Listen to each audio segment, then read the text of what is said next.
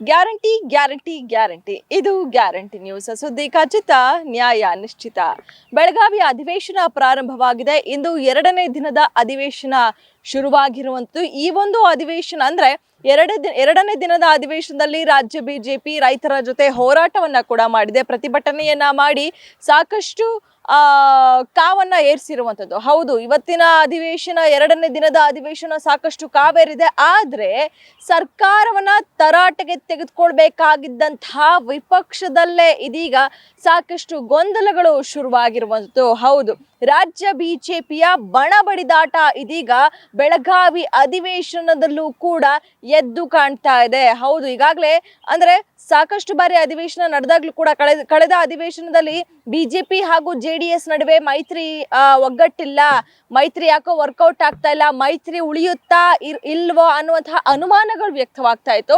ಅದರ ಜೊತೆಗೆ ಯತ್ನಾಳ್ ಅವರು ಸ್ವಲ್ಪ ಕೊಂಚ ಪಕ್ಷದ ವಿರುದ್ಧವೇ ಮಾತನಾಡ್ತಾ ಇದ್ರು. ಆದ್ರೆ ಇದೀಗ ಈ ಬಾರಿಯ ಬೆಳಗಾವಿ ಅಧಿವೇಶನದಲ್ಲಿ ವಿಪಕ್ಷ ನಾಯಕ ಅಶೋಕ್ ಅವರ ವಿರುದ್ಧವೇ ಇದೀಗ ಉಚ್ಚಾಟಿತ ಶಾಸಕ ಯತ್ನಾಳ್ ಗುಡುಗಿದ್ದಾರೆ ಅಂತಾನೆ ಹೇಳ್ಬೋದು. ಅದರಲ್ಲೂ ಎಲ್ಲೋ ಒಂದ್ ಕಡೆ ವಿಪಕ್ಷ ಸ್ಥಾನದ ಬಗ್ಗೆನೇ ಯತ್ನಾಳ್ ಅವರು ಮಾತಾಡಿದ್ದಾರೆ. ಹೌದು, ನಾನೇ ವಿಪಕ್ಷ ನಾಯಕ ಅನ್ನುವಂತಹ ಮಾತನ್ನ ಇದೀಗ ಸದನದಲ್ಲಿ ಉಚ್ಚಾಟಿತ ಶಾಸಕ ಯತ್ನಾಳ್ ಹೇಳಿದ್ದಾರೆ.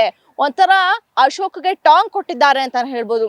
ಪ್ರತಿ ಬಾರಿಯೂ ಕೂಡ ಯತ್ನಾಳ್ ಅವರು ವಿಜೇಂದ್ರ ಅವರ ವಿರುದ್ಧ, ಯಡಿಯೂರಪ್ಪನವರ ಕುಟುಂಬದ ವಿರುದ್ಧ ಮಾತನಾಡ್ತಾ ಇದ್ರು. ಇವತ್ತು ಅಶೋಕ್ ಅವರ ವಿರುದ್ಧ ಮಾತನಾಡಿರುವಂತದ್ದು. ಅಂದ್ರೆ ನಿನ್ನೆ ಏನು ಅಶೋಕ್ ಅದೇ ರೀತಿಯಾಗಿ ಸಿಎಂ ಸಿದ್ದರಾಮಯ್ಯನವರು ಭೇಟಿಯಾಗಿ ಕೈ ಕುಲುಕ್ಸಿದ್ರು. ಈ ಒಂದು ವಿಚಾರವನ್ನ ಇಟ್ಕೊಂಡು ಸದನದಲ್ಲಿ ಸರ್ಕಾರವನ್ನ ತರಾಟೆಗೆ ತೆಗೆದುಕೊಳ್ಳೋ ಬದಲು ಸ್ವತಃ ತಮ್ಮ ಪಕ್ಷದ ನಾಯಕರ ವಿರುದ್ಧವೇ, ಅದರಲ್ಲೂ ವಿಪಕ್ಷ ನಾಯಕರ ವಿರುದ್ಧವೇ ಇವತ್ತು ಯತ್ನಾಳ್ ಗುಡುಗಿದ್ದಾರೆ ಅಂತಾನೆ ಹೇಳ್ಬೋದು. ನಾನು ಹೊಂದಾಣಿಕೆ ರಾಜಕೀಯ ಮಾಡ್ಕೊಂಡಿಲ್ಲ, ಇದುವರೆಗೂ ಕೂಡ ನಾನು ಸಿಎಂ ಕಚೇರಿಗೂ ಹೋಗಿಲ್ಲ, ಸಿಎಂ ಮನೆ ಬಳಿಯೂ ಕೂಡ ಹೋಗಿಲ್ಲ, ನಾನೇ ಈ ಒಂದು ವಿಪಕ್ಷ ನಾಯಕ ಅನ್ನುವಂತಹ ಹೇಳಿಕೆ ಕೊಡೋದ್ರ ಮೂಲಕ ಇದೀಗ ವಿಪಕ್ಷ ನಾಯಕ ಅಶೋಕ್ಗೆ ಮುಜುಗರವನ್ನ ಉಂಟು ಮಾಡಿದ್ದಾರೆ. ಜೊತೆಗೆ ಟಾಂಗ್ ಅನ್ನ ಕೂಡ ಕೊಟ್ಟಿದ್ದಾರೆ ಅಂತಾನೆ ಹೇಳ್ಬೋದು. ಸೊ ಹೀಗಾಗಿ ಇದೊಂದು ಅಷ್ಟೇ ಅಲ್ಲ, ಇವತ್ತು ಏನು ಬೆಳಗ್ಗೆಯಿಂದ ಏನು ಅಧಿವೇಶನ ನಡೀತಾ ಇದೆಯೋ, ಈ ಒಂದು ಅಧಿವೇಶನದ ಸದನದಲ್ಲಿ ಪ್ರತಿ ಬಾರಿಯೂ ಕೂಡ ಸರ್ಕಾರದ ವಿರುದ್ಧ ಮಾತನಾಡುವಂತಹ ಬದಲು ಸ್ವಪಕ್ಷದವರ ವಿರುದ್ಧವೇ ವಿಜೇಂದ್ರ ಅವರನ್ನ ಕೆಣಕುವಂತಹ ಪ್ರಯತ್ನ, ಅದೇ ರೀತಿಯಾಗಿ ಇನ್ನಿತರ ಶಾಸಕರನ್ನ ಕೆಣಕುವಂತಹ ಪ್ರಯತ್ನವನ್ನ ಇದೀಗ ಉಚ್ಚಾಟಿತ ಶಾಸಕ ಯತ್ನಾಳ್ ಮಾಡ್ತಾ ಇದ್ದಾರೆ.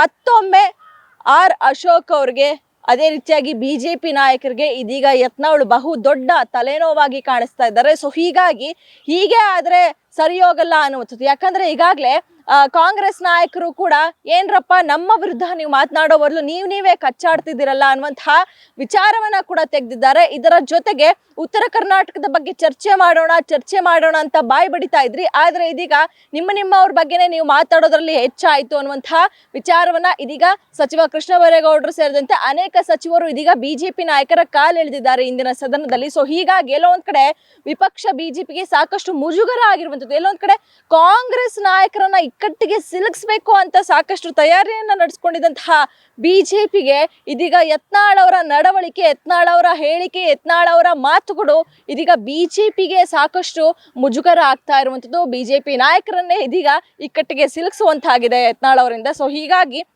ಯತ್ನಾಳ್ ಅವ್ರನ್ನ ಹೇಗಾದ್ರೂ ಮಾಡಿ ವಿಶ್ವಾಸಕ್ಕೆ ಪಡೆದುಕೊಳ್ಬೇಕು, ಸರ್ಕಾರದ ವಿರುದ್ಧ ಯಶಸ್ವಿಯಾಗಿ ಹೋರಾಟ ನಡೆಸಬೇಕು ಅಂತ ಇದೀಗ ವಿಪಕ್ಷ ನಾಯಕ ಅಶೋಕ್ ಅವರು ಪಣ ತೊಟ್ಟಿದ್ದಾರೆ. ಈಗಾಗಲೇ ಉಚ್ಚಾಟಿತ ಶಾಸಕ ಯತ್ನಾಳ್ ಅವರ ಜೊತೆ ವಿಪಕ್ಷ ನಾಯಕ ಕಳೆದ 1 ಗಂಟೆಗಳಿಂದಲೂ ಕೂಡ ಸತತವಾಗಿ ಸಭೆಯನ್ನ ಮಾಡ್ತಾ ಇದ್ದಾರೆ. ಹೌದು,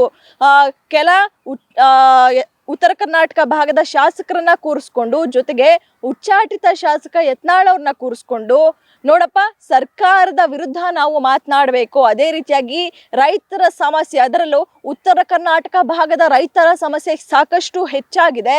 ಸೊ ಹೀಗಾಗಿ ಈ ಒಂದು ವಿಚಾರವನ್ನ ಇಟ್ಕೊಂಡು ನಾವು ರೈತರ ಕಡೆ ಗಮನ ಕೊಡೋಣ, ನಮ್ಮ ಈ ಬಾರಿಯ ಅಧಿವೇಶನದ ಉದ್ದೇಶವೇ ಅದು.